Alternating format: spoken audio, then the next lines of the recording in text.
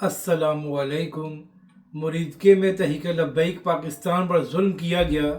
एक बार फिर असम्बली में तहरीक लब्बैक के हक़ में आवाज़ बुलंद। इस वीडियो में हम इसी हवाले से बात करेंगे,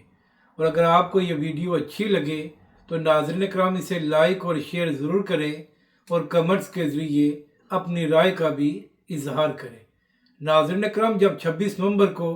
तहरीक इंसाफ के ख़िलाफ़ डी चौक में ऑपरेशन किया गया था, जहां पर मुबैना तौर पर तहरीक इंसाफ के कारकुन शहीद और ज़ख्मी हुए थे, तो उस वक्त तहरीक लब्बैक के अमीर हाफिज़ साद रिजवी ने खुलकर इसकी मजम्मत की थी और तहरीक इंसाफ के हक़ में आवाज़ बुलंद की थी। हालांकि सब जानते थे कि इमरान खान की हुकूमत में तहरीक लब्बैक के साथ क्या कुछ किया गया था, मगर इसके बावजूद जब PTI पर जुल्म किया गया तो उस वक्त तहरीक लब्बैक और हाफिज़ साद रिजवी ने उसकी मजम्मत की थी और हुक्मरानों को आईना दिखाया था। इसी तरह जब मुरीदके में तहरीक लब्बैक के ख़िलाफ़ ऑपरेशन किया गया और तहरीक लब्बैक के कारकुनों को शहीद और ज़ख्मी किया गया, तो उस वक्त भी PTI ने खुलकर इसकी मजम्मत की, और यहाँ तक कि सुहेल अफरीदी साहब ने खैबर पख्तूनख्वा की असम्बली में भी तहरीक लब्बैक के हक़ में आवाज़ बुलंद की और कहा कि लब्बैक वाले तो फ़लस्तीन के हक़ में प्रोटेस्ट करने जा रहे थे